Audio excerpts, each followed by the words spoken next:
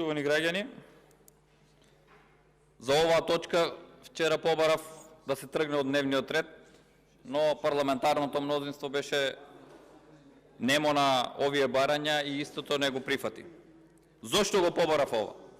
Бидејќи Советот на јавни обвинители нема никаква додадена вредност во однос на подобрување на состојбата во јавно-обвинителската служба. Односно, ако министерот за правда го укорува и вели за првиот човек на Советот на јавни обвинители дека не е способен да ја води оваа институција, односно му вели и му дава до знаење дека е разочаран од неговото непознавање во однос на позитивните законски прописи.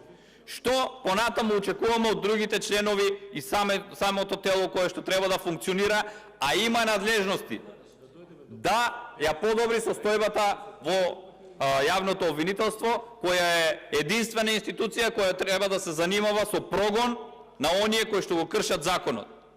Но како да ја подобрат состојбата кога најголемиот дел од функционерите на актуелната власт се длабоко навлезени во криминал и нив не им одговара да функционира јавното обвинителство, односно да биде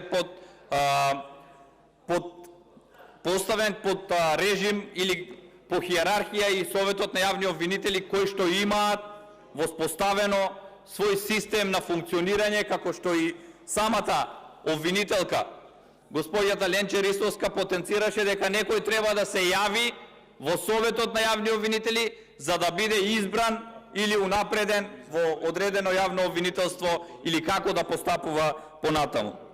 Иако самиот Совет и од овде Советот на јавни обвинители и председателот постојано се повикуваат на тоа дека немаат надлежности и не можат да постапуваат онака како што истите мислат, бидејќи насилно во 2019 година со Законот за јавно обвинителство им било одземена надлежноста. Па зошто не се самораспуштите, односно зошто еве во дадениот момент не се достави предлог да може оваа институција да биде укината? Нема потреба од ваква институција. Бидејќи уште еднаш повторувам, надлежностите кои што ги има само на хартија, а не се спроведува ништо. Меѓутоа, истите тие кои што се жалат од тоа дека јавниот обвинител, кој што овие денови го гледаме дека оди по институциите да потпишува меморандум за соработка со Државната комисија за спречување на корупција, со Државниот завод за ревизија. Јавниот обвинител, јавно обвинителство потпишува меморандум за соработка. Па како досега комуницирале? Постои закон за кривична постапка, постојат позитивни законски прописи. И тоа не е на доброволна основа дали ќе потпишат меморандум или нема да потпишат меморандум. Тоа е облигаторно и има позитивни прописи по кои што мора да постапуваат. Со ова само докажува дека истите не постапувале согласно законот, а тоа го потврдуваат и самите обвинители. Дури 72% од обвинителите внатре, значи во јавните обвинителства, не веруваат на Советот на јавни обвинители дека работи согласно позитивните прописи, односно согласно законот за Совет на јавни обвинители и не си ги исполнува обврските и должностите кои што му се дадени конкретно со законот. Единствено што исполнува е тоа да од веќе дадени кандидати, кои што формално правно ги исполнуваат условите, мораат да изберат одредени членови, каде што веќе претходно е завршена работата во Академијата за суди и јавни обвинители, но, внимавајте, во една ситуација си земаа за право членовите на Советот на јавни обвинители од неколку, односно од 5 пријавени кандидати да не изберат ниту еден.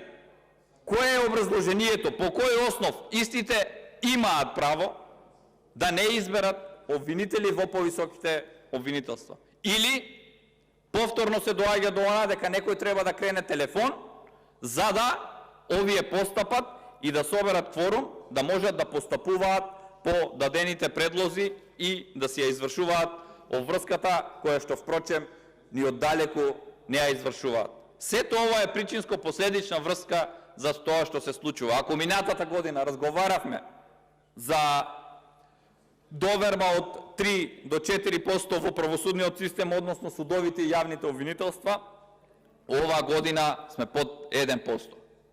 и на последните истражувања кои што се направени во однос на довербата на институциите во државата, судството и обвинителството се на дното од сите други органи на државната управа и сите други органи во државата. На дното се судството и јавното обвинителство.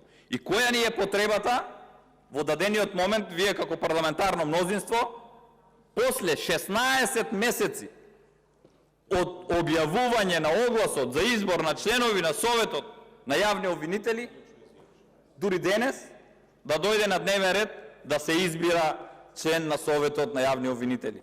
Тоа значи дека овој Совет, ако досега ја исполнувал својата обврска, функционирал и без овие членови. Цели 16 месеци од објавување на огласот за избор на членови на Советот на јавни обвинители. И во дадениот момент се отвара полемиката во однос на кандидатите и кандидатот кој што во моменти кога јавните обвинители беа со определен мандат и мандатот им престануваше, а повторно беа избирани или реизбрани или нови обвинители се именуваа и избираа. На дадениот кандидат не му е продолжен, односно поради нестручно и несовесно работење, му престанал мандатот и дополнително не му бил, односно не бил продолжен истиот мандат. Со тоа, во дадениот момент, која ќе биде, повторно потенцирам, додадената вредност во Советот на јавни обвинители, кои што се рамни со статистичка грешка на доверба по однос на функционирање и надлежности и постапување и активности кои што ги има, ќе биде со после 16 месеци назначување други членови на Советот на јавни обвинители, во конкретниот случај предложената кандидатка. Меѓутоа, како да се издигне Советот на јавни обвинители? И истиот само потврдува дека немал надлежности. Лаже. Зошто? Еве, една од надлежностите, внимавајте, по предлог на владата на Република Македонија, Советот на јавни обвинители има надлежност да даде мислење, тоа значи позитивно или негативно, за кандидатите кои што се предлагаат до собранието за избор на јавен обвинител на Република Македонија. Тоа значи, овој Совет на јавни обвинители дал позитивно мислење за актуелниот јавен обвинител Јовевски. И не може да се амнестира од неодговорноста на целокупното работење на оваа институција со честни исклучоци на оние обвинители и јавно-обвинителски службеници кои што си ја вршат честно и достоинствено работата. Имаме катастрофална состојба во јавното обвинителство. Нарачки кој, кога, каде да се покрене или да не се покрене истрага, предистражни мерки, истраги. Јавното обвинителство се уште е истурена испостава и шалтерска испостава на Министерството за внатрешни работи. Зошто?